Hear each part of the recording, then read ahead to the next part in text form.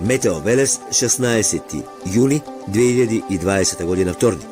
Се уште на некои места е стабилно времето, сончево со локално умерена облачност, но веќе во попладневните часови, значи набрзо, ќе почне да настапува дестабилизирање на времето. Гледаме на повеќе места има жолти крупчине, што значи дека ќе има и грмотевици. На десната страна од екранот гледаме дека ќе има исто така грмотевици.